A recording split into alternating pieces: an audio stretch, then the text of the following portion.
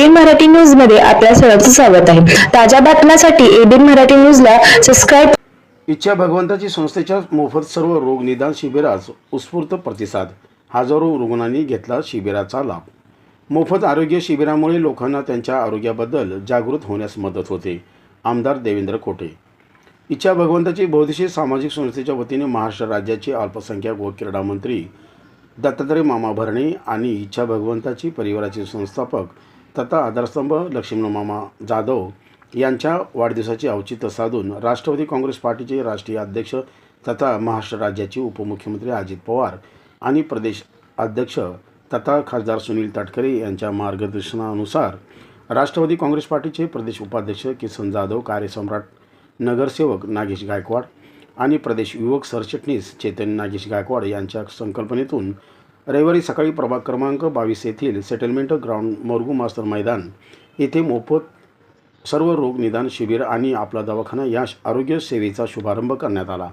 दरम्यान सोलापूर शहर व मध्य विधानसभा मतदारसंघाचे दमदार आमदार देवेंद्र कोटे, इच्छा भगवंताची परिवाराचे आधारस्तंभ लक्ष्मण मामा जाधव, राष्ट्रवादी काँग्रेस पार्टीचे शहर जिल्हाध्यक्ष संतोष पवार, माजी नगरसेवक गुरुशांत दुत्तरगावकर, राष्ट्रवादी काँग्रेस पार्टीचे ज्येष्ठ नेते हेमंत चौधरी, माजी परिवहन समिती सभापती आनंद मुस्तारे, राष्ट्रवादी शहर सेक्रेटरी प्रमोद भोसले, राष्ट्रवादी महिला अध्यक्ष संगीता जोगदोनकर, राष्ट्रवादी युवती अध्यक्ष किरण माशाळकर, रुक्मिणी जाधव, सोलापूर महापालिकेचे आरोग्य अधिकारी अजित बोराडे, राष्ट्रवादी शहर उपाध्यक्ष प्रमिला स्वामी बिराजदार, मावशी, राष्ट्रवादी शहर सरचिटणीस संगीता गायकवाड यासह अन्य मान्यवरांच्या उपस्थित राजमाता अहिल्यादेवी होळकर यांच्या प्रतिमा पूजन करून दीपप्रज्वलनाने या शिबिराचे शुभारंभ करण्यात आला।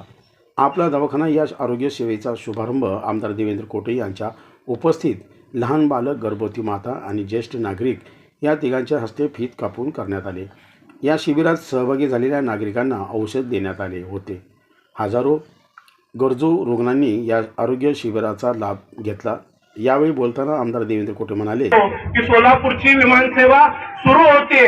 आज गोव्याला जरी ही विमानसेवा सुरू होत असली तर निश्चितच येणाऱ्या कालावधीत लवकरात लवकर मुंबईला देखील सोलापूरची विमानसेवा सुरू होईल आणि फक्त मुंबईच नाही तर अन्य ठिकाणी सुद्धा जे हैदराबाद असतील, बेंगलोर असतील, तिरुपती असतील याही ठिकाणी आपली विमानसेवा सुरू होईल।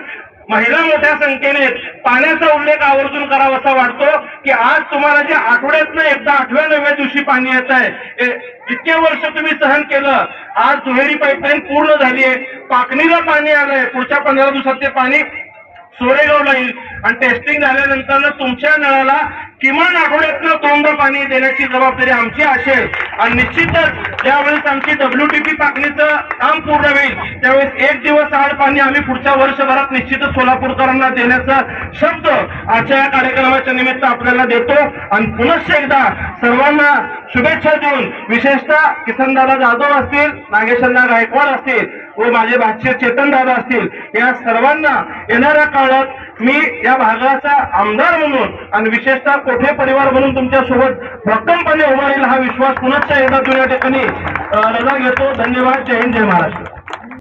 हे शिबिर यशस्वी करण्यासाठी चंद्रकांत जाधव, विनोद गायकवाड, उमेश जाधव, शरद शिंदे, सचिन गुत्तेदार, संतोष ऋतिक गायकवाड, हरीश तेलगू, संतोष लोंढे, अमोल जगताप, किरण शिंदे, प्रथमेश पवार, संजय सांगळे, प्रज्ञासागर गायकवाड, दिनेश आवटे, शीतल क्षीरसागर, किरण सकटे, तेजस गायकवाड, कार्तिक जाधव, उत्कर्ष गायकवाड, अजिंक्य जाधव, करण जाधव, माऊली जरग, माणिक कांबळे, वसंत कांबळे, फिरोज पठाण, महादेव राठोड, आनंद गाडेकर, हुलगप्पा शासम यांच्यासह इच्छा भगवंताची बहुउद्देशीय सामाजिक संस्थेचे पदाधिकारी, सदस्य आदींनी परिश्रम घेतले। या कार्यक्रमाचे सूत्रसंचालन ऐश्वर्या हिवारे, सविता कोळी, पंढरपूर यांनी केले।